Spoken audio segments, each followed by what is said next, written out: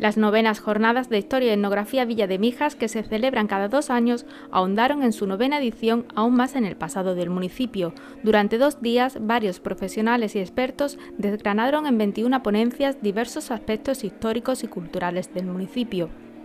María Dolores Posac, profesora de Geografía e Historia de la Educación Secundaria Obligatoria y Bachillerato, participó en la jornada inaugural del viernes 18 de febrero con la ponencia Pinceladas de la Historia de Mijas en la prensa del siglo XIX. María Dolores, profesora de Geografía e Historia de Educación Secundaria Obligatoria y Bachillerato. Es miembro correspondiente del Instituto de Estudios SEUTIE por la provincia de Málaga. Ha sido delegada provincial de Málaga y secretaria tesorera de la Asociación de Profesores de Geografía e Historia de Andalucía, Espéride. Forma parte del Instituto de Estudios Melillense, ha participado como ponente y conferenciante en congresos nacionales e internacionales. Pertenece a la tertulia literaria Mercedes Labrador del Ateneo de Málaga, trabaja en colaboración con el Centro de Profesores de Marbella, COIN, en la recuperación y difusión del patrimonio local, y son muy numerosas sus publicaciones basadas en la historia de finales del siglo XVIII y del siglo XIX de diversas localidades españolas del norte de África. También tiene publicado un libro y un DVD sobre la villa romana de Río Verde, Marbella. Muchas gracias, María Dolores, por estar aquí y bienvenida. Y esperemos que no tardes tanto en volver a este pueblo. Gracias. Muchas gracias.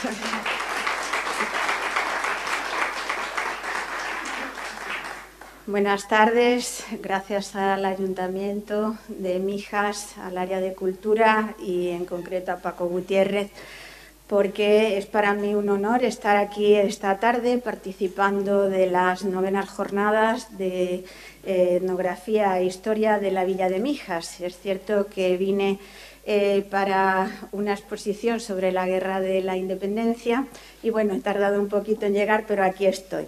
Hoy les voy a hablar de la historia de Mijas a través de la prensa del siglo XIX. Pero no solamente de la prensa malagueña, sino de lo que he recopilado de toda la prensa nacional. Porque, aunque a algunos les parezca casi imposible, a lo largo de estos 100 años hay muchísimos datos recogidos en los periódicos sobre Mijas, sobre la localidad de Mijas, sobre sus habitantes, sobre sus problemas, sobre la política, sobre desgracias que también ocurren aquí en Mijas. Y bueno, pues hoy voy a hablarles yo de todos estos acontecimientos de manera resumida, porque bueno, ya hemos comentado que el tiempo es escaso, pero que espero que sean de su agrado. El siglo XIX ya sabemos que es un siglo muy complejo y muy complicado, es un siglo muy convulso.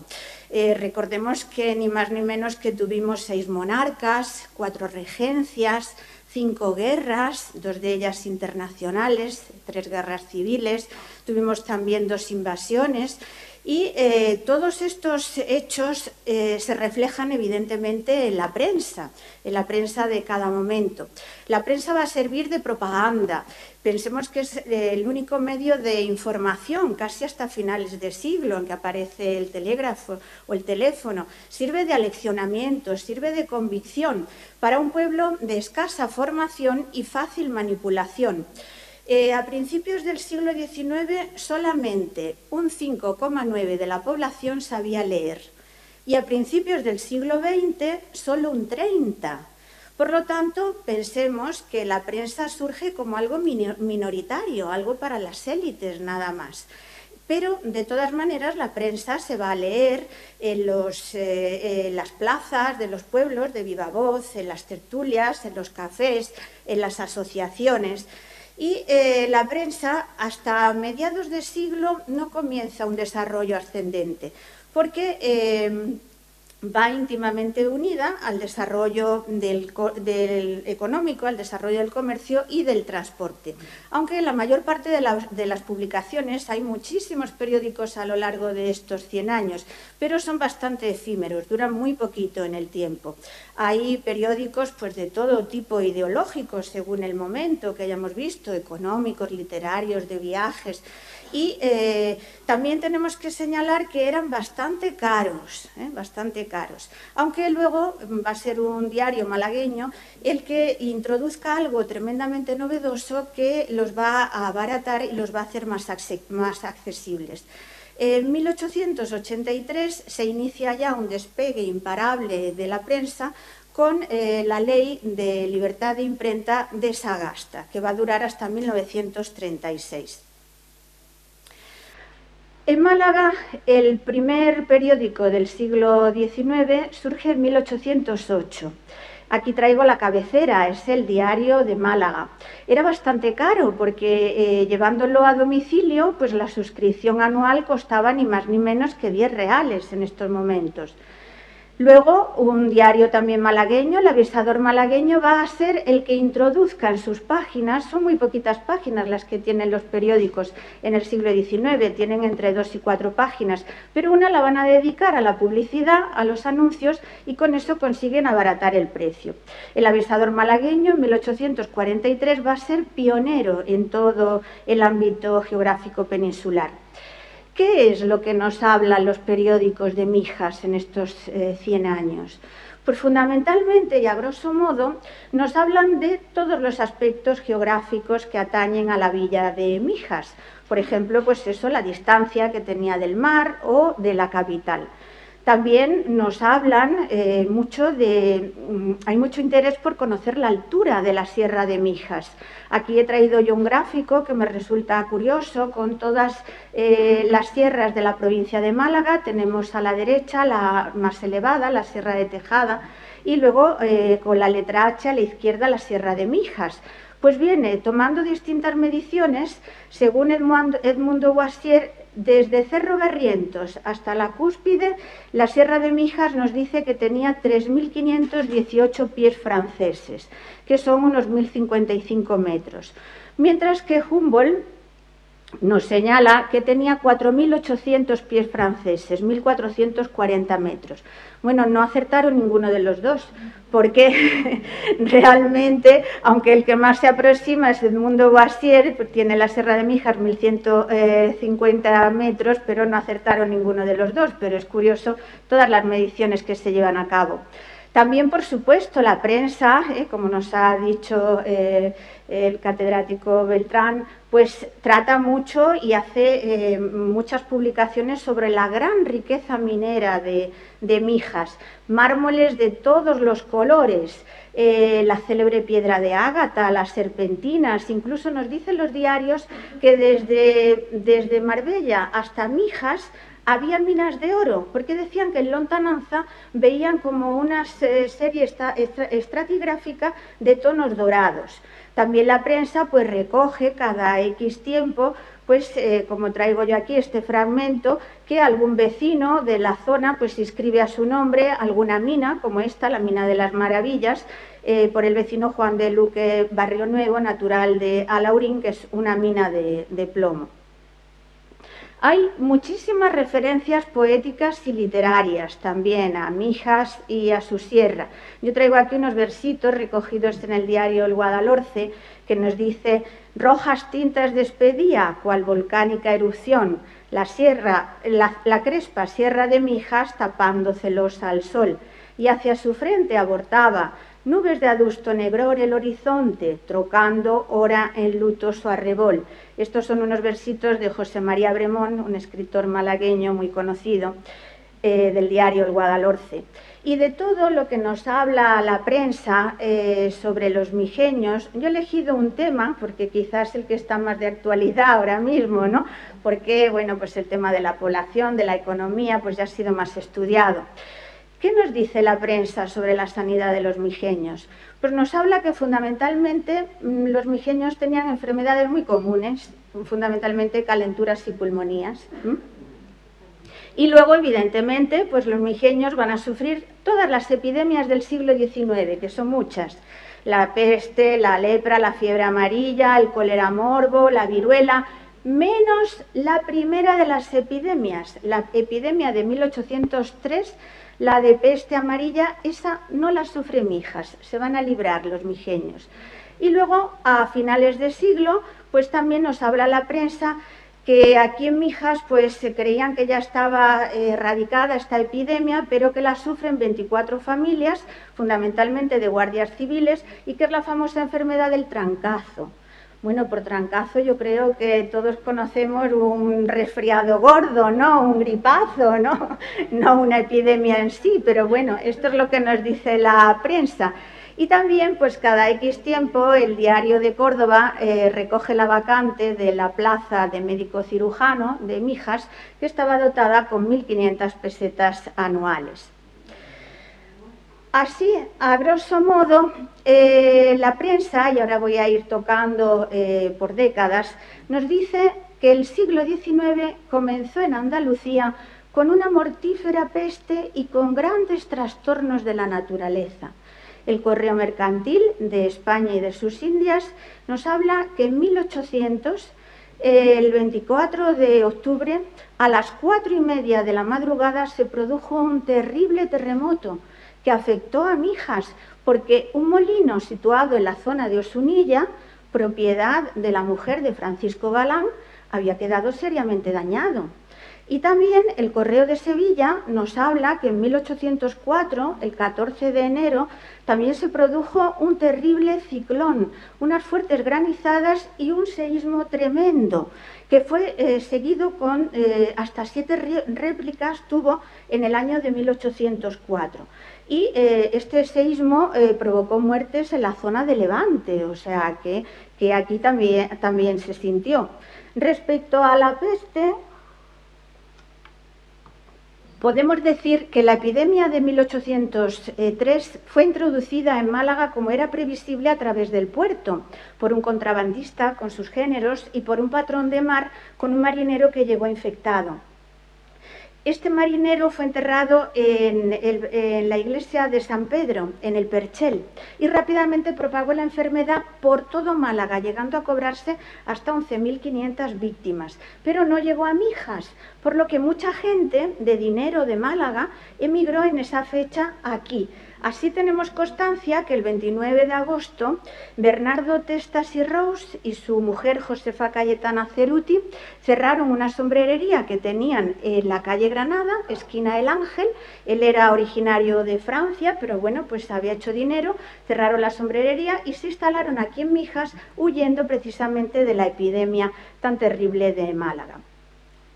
La Guerra de la Independencia, contrariamente a lo que podamos creer, no supuso un corte en la publicación de periódicos, sino que al contrario, se acrecentaron. ¿Por qué? Porque había una gran necesidad de información en esas épocas, en la época. Además, bueno, pensemos que fundamentalmente surgen los periódicos en Cádiz, que es la zona más cosmopolita en el momento de la guerra, la zona donde están los más ilustrados, los mejores reporteros, y porque las Cortes de Cádiz en 1808 decretan la libertad de imprenta. Aquí, por ejemplo, he traído 3 diarios, la Gaceta de Ayamonte, la Gaceta Extraordinaria, que nos hablan de los acontecimientos que tuvieron lugar en Mijas en 1810. Y que bueno, pues que mi padre yo creo que fue pionero porque presentó al concurso del premio de Villa de Mijas, presentó un trabajo sobre la Guerra de la Independencia aquí en Mijas. Y también, fíjense que van a llegar las noticias de Mijas al otro lado del Atlántico. La Gaceta de Gobierno de México nos habla de lo que ocurrió en Mijas. ¿Por qué? Porque en esos momentos las colonias americanas están próximas a emanciparse y tienen gran interés por saber qué es lo que ocurre aquí en la península. Durante el reinado de Fernando VII, todos los periódicos que habían surgido se eliminan de un plumazo. Y nada más que vamos a tener 2. La Gaceta de Madrid, que aquí vemos que publica una serie de tierras de Mijas que salen a subasta pública, y el Diario de Madrid. Son realmente 2 órganos oficiosos del gobierno. En 1820 se produce el primer pronunciamiento, el primer golpe de Estado, y se consigue implantar el régimen liberal otra vez. Los diarios comienzan de nuevo su carrera ascendente. En 1820 tenemos noticias que en Mijas se ha abierto una suscripción para recaudar fondos para las familias de aquellos sublevados constitucionalistas que han muerto en el intento. Y también traigo un recorte de prensa que publica el diario El Universal y que nos habla que el alcalde constitucional, el primer alcalde constitucional de Mijas, Manuel de la Calle, destaca el orden y la ejemplaridad con la que se han llevado a cabo el sorteo de quintos, el sorteo de chicos jóvenes para formar parte del Ejército Nacional, y que en este año pues le correspondían a 12 de los jóvenes de Mijas. El diario Balear, de las Islas Baleares, evidentemente, va a publicar, con toda clase de detalle, la intentona de Torrijos en el año 31. Esta cabecera es del 8 de enero del 32, como vemos, pero nos dice el diario Balear, el reportero, que el día 2 de diciembre a las 5 de la tarde, el general Torrijos y 80 de sus compañeros, no eran tantos, pero bueno, la prensa también se equivoca. Dice que desembarcaron en la playa del Charcón. El que lo narra es el cabo de la Torre, se lo narra un periodista, y que rápidamente tomaron las alturas en dirección a Mijas, y que como se había hecho de noche, pues ya los perdió de vista. Evidentemente en diciembre se hace de noche muy pronto. A partir de estos momentos, la prensa todos los años publicará las exequias en honor de este héroe liberal, de Torrijos y de sus compañeros. Cuando muere Fernando VII, declara abolida la ley sálica para que no reine su hermano, sino que lo haga su hija. Y es aquí cuando surgen las guerras carlistas. Hay bastantes noticias de intentos carlistas en Mijas. También en esta época, pues yo traigo una noticia que me ha resultado curiosa, que nos dice que Mijas aporta 3.000 reales para acabar con la ignorancia del país. En esta época. Me ha resultado curiosa porque cada X tiempo aquí en Mijas había dos escuelas, una de niños y otra de niñas en el siglo XIX. Bueno, pues cada 2 por 3 el maestro, el pobre, tiene que abandonar su plaza porque el ayuntamiento no le paga.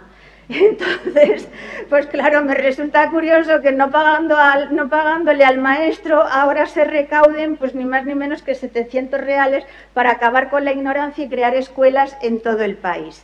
También el diario El Español nos recoge una noticia que contaba el alcalde, Manuel Bauzá, sobre los gritos que se habían oído a primeras horas de la mañana en la plaza de aquí de Mijas.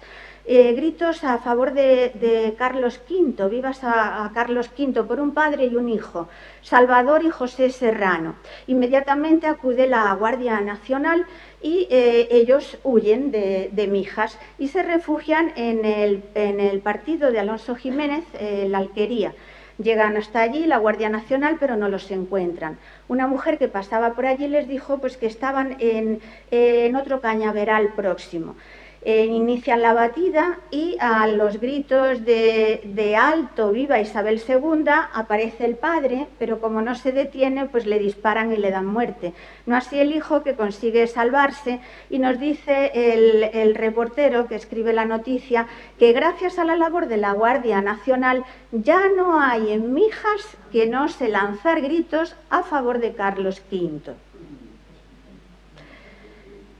En la década de los 40, tenemos numerosas noticias de desembarco de revolucionarios procedentes de Gibraltar, de revolucionarios progresistas de Espartero en nuestras costas. En el año 41 ya se ha independizado Mijas Fuengirola del término de Mijas, y el alcalde de Fuengirola avisa al de Mijas que han visto 5 barcos sospechosos en la cala. Rápidamente el alcalde mijeño acude con 20 paisanos y 2 caballerías, y cuando llega a la cala se encuentra con que hay 30 marineros del Perchel, nos dice, que plácidamente dormían o pescaban. Pero añade el periodista que por si sí o por si no, los detuvieron y serán pasados por las armas. Bueno, esperemos que no fuera así, ¿no? Que los pusieran en libertad si realmente eran marineros, pero son evidentemente rumores.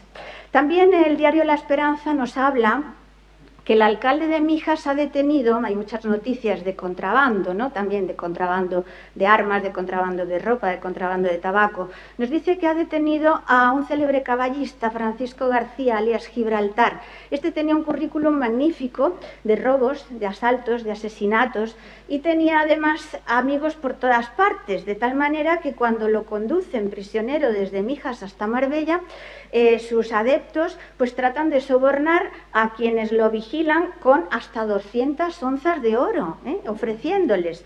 Por lo tanto, pues es una noticia pues curiosa. En los años 50, el Faro Nacional nos habla del enfrentamiento de un rico hacendado, Nicolás Cotrina, con el alcalde, con Miguel González Ayer. Parece ser que el alcalde le había concedido más utilidad por sus fincas de las que en realidad tenía, y entonces tenía que pagarle a Hacienda, ¿no? Pues 16.000 reales. Este pleito acabó con el alcalde en la cárcel inicialmente, duró 4 años, pero luego se comprobó que el alcalde era inocente y el gobernador de Málaga lo pone en libertad y sin cargos. También el diario La España nos habla de un hecho extraño, así lo titula, dice: extraño modo de expiar una culpa.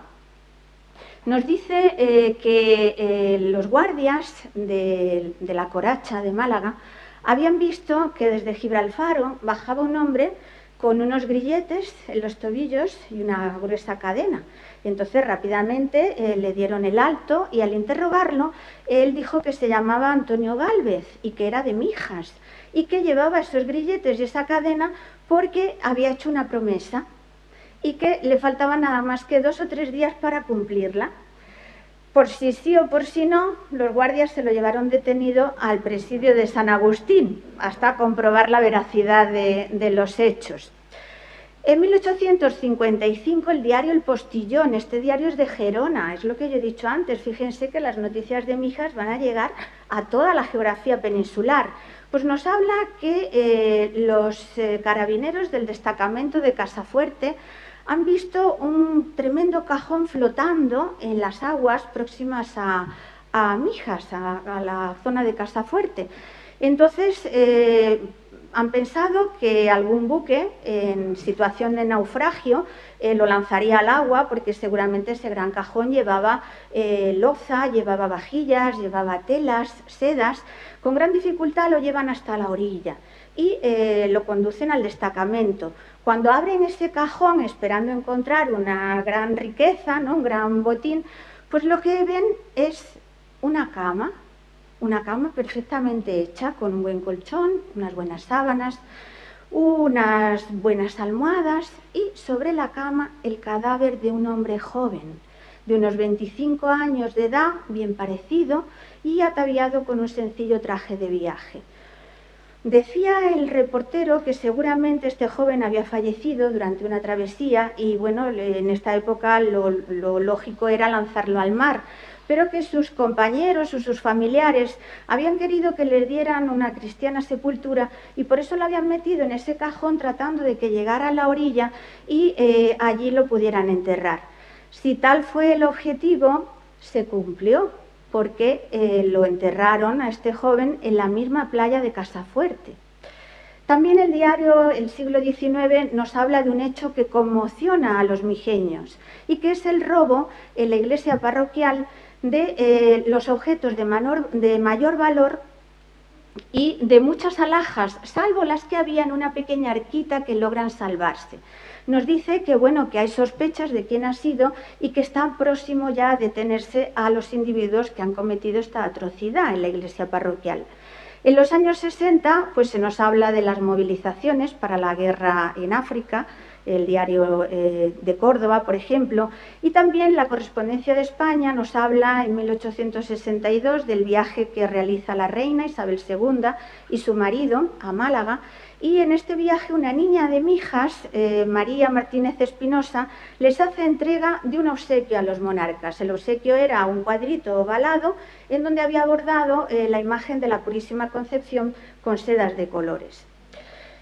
También distintos periódicos recogen en la década de los 60 una noticia muy curiosa. Va a ser el Correo de Andalucía el que dé más detalles y los demás la copian. Esto es lo que se llama la operación tijera y a veces pues se tergiversan los datos, ¿no?, en tanto pegar y copiar. El Correo de Andalucía nos dice que hay un campesino que va a revolucionar los transportes en esta época, porque ha inventado un traje que es algo magnífico. El traje consiste en unas botas en donde en la parte de atrás se despliegan unos abanicos. Luego, desde la cintura hasta las manos y hasta el cuello, se abren también unas alas y moviendo brazos y piernas, este individuo que se llama Francisco Orujo y apodado el Mirlo, no sé por qué, el Mirlo, pues ha conseguido elevarse hasta 200 varas y trasladarse con vientos contrarios desde Benalmádena hasta Mijas, en un tiempo récord, en 14 minutos. Por lo tanto, pues perfeccionando este traje conseguiremos una revolución en los transportes. El Joy de Español nos dice, termina la noticia diciendo que individuos como este terminan rompiéndose la crisma, evidentemente. Los años 70. Los años 70 son años muy turbulentos. Pensemos que hemos expulsado a Isabel II, la regencia de Serrano, la monarquía de Amadeo I de Saboya, la Primera República, la vuelta de los Borbones con Alfonso XII. Son años de alteración del orden público en Mijas, desórdenes, registro, emigración. En 1873 los habitantes de Mijas y de Fuengirola contemplan un hecho insólito, un combate naval entre 2 y 3 buques de alto bordo en las proximidades de la costa. A las 12 de la mañana, un 24 de marzo. ¿Qué es lo que está pasando? No lo saben, nos vienen a invadir, son buques contrabandistas. ¿Qué es lo que ocurre? Tratan de mandar barcas desde Fuengirola, pero el mar estaba tan mal que no lo consiguen. El diario El Jaque Mate, que lo tenemos ahí, que es un diario satírico, nos cuenta la noticia de la siguiente manera. Nos dice, se ha producido un combate naval entre 2 y 3.000 buques de alto bordo entre Mijas y Fuengirola. Y ahora pone entre paréntesis, según nos comenta un colega andaluz. Bueno, teníamos mala fama, ¿no?, en esos momentos los andaluces. También el diario La Esperanza publica una noticia que pasa inicialmente desapercibida. La tala indiscriminada de árboles que se está produciendo en la Sierra de Mijas. La Sierra de Mijas, pensemos que en el siglo XIX estaba poblada de alcornoques. El alcornoque tiene una madera muy preciada que se utilizaba para los bajeles de la Armada. Y, por lo tanto, aparte de los alcornoques y de los demás árboles que había en la Sierra de Mijas, tanto Mijas como Fuengirola empiezan a talar la madera también para emplearla para combustible. Luego veremos las consecuencias que trae esto.